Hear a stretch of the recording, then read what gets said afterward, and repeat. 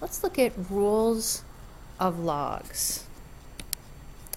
If we've got the log of x times y, that's equal to the log of x plus the log of y. If we've got the log of x over y, that would be equal to the log of x minus the log of y. And if we've got the log of x to the y power, that would be the same thing as saying y times the log of x. Now, if you haven't gotten to log functions in your math class yet, that's perfectly fine. These are the three equations that you need in order to do this section that we're going to be dealing with. So what we're going to be talking about is half-lives. And when we look at half-lives, it's the length of time necessary for 1/2 of the amount of a radioactive nuclide to disintegrate. So if we start out with a certain amount of a radioisotope, how long does it take for half of that isotope to transmutate into some other isotope? And when we go to calculate half-lives, here's the equation that we're going to use. We're going to take the original mass, multiply it by 1/2 to the x power, and that's going to give us the final mass. So let's look at some problems. Let's say we have a question like this. The half-life of barium-131 is 12 days. That means that every 12 days, half of a sample of barium-131 would transmutate into some other isotope. How much of a 50-gram sample will remain after 36 days? So the first thing we need to do is find out how many half-lives have gone by. And if one half-life is 12 days, and we go for 36 days, 36 divided by 12 is going to give us 3 half-lives. So we've got 1/2 to the x power, or to the 3. So we're going to plug this into our equation, and we're going to have 50 grams times 1/2 to the 3rd power will give us our final mass, which will give us 6.25 grams. So in 36 days, 50 grams of barium-135 would degrade down to 6.25 grams. Now we couldn't do this a different way. We could say that we've got 50.0 grams, and after our first half-life, we have 25.0 grams. And then after the second half-life, we'd have 12.5 grams, and then after the third, we'd have 6.25 grams. So the first half-life, the second half-life, and the third half-life. Might be a little bit easier, though, to just plug the numbers into the equation and come up with your answer. Now let's say we've got this. If you start with 2.97 times 10 to the 22 atoms of MO91, how many atoms will remain after 62 days? And the half-life is 15.49 minutes.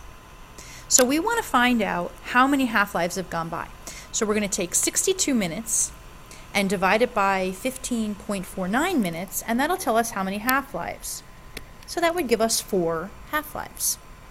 So we're going to take 1/2 to the 4th power. And now we're going to plug it into our equation. So we have 2.97 times 10 to the 22 atoms originally. We're going to multiply that by 1/2 to the 4th power, because we've got 4 half-lives. And that's going to tell us how much we have remaining after that period of time. So when we plug that in, we're going to get 1.86 times 10 to the 21 atoms will remain after 62 minutes. Now let's look at another kind of problem. It says, what is the half-life of a radioactive isotope if 100-gram sample decays to 12.5 grams in 24 hours? So the first thing we're going to do is we're going to take our equation and we're going to plug in what we know. And in this case, we know the original mass and the final mass. What we don't know is how many half-lives there are. So we'll plug those numbers in. We want to solve for x. So step number 1 is going to be to divide both sides by 100.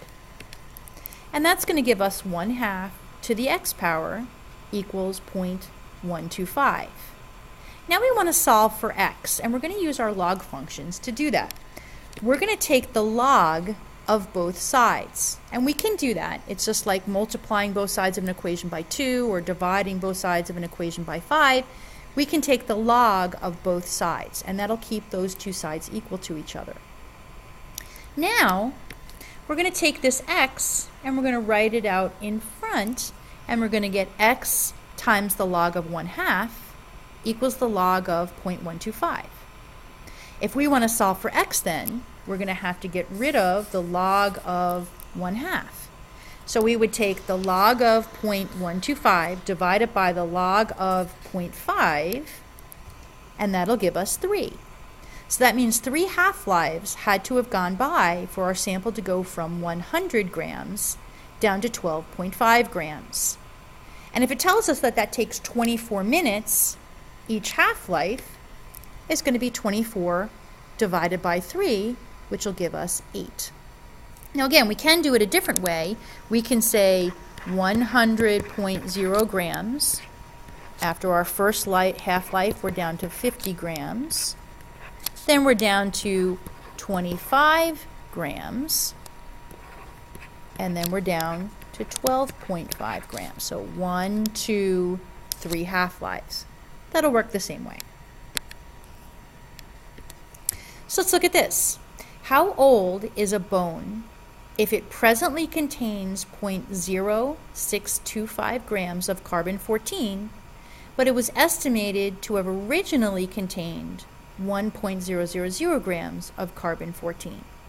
And this time it gives us what the half-life is. So we're going to start with our equation. The original mass times 1/2 to the x power gives us our final mass. So the original mass is going to be that 1.000 grams, and our final mass is going to be 0.0625 grams. So we'll plug that into our equation, and again, the value we don't know is how many half-lives. So we're going to want to solve for x. Our first step is going to be to divide both sides by 1, and that'll give us 1/2 to the x power equals 0.0625. So to solve for x, we're going to take the log of both sides, and then we're going to pull that x out of the expression, and we're going to get x times the log of 1/2 equals the log of 0.0625. If we divide both sides by the log of 1/2, that'll give us x. So x equals 4 half-lives. 4 half-lives had to have occurred for our sample to go from 1.000 grams to 0.0625 grams. And we know that 1 half-life equals 5,730 years, so 4 half-lives is going to equal 4 times that value. So it would take 23,000 years for our sample to go from 1.000 grams down to 0.0625 grams.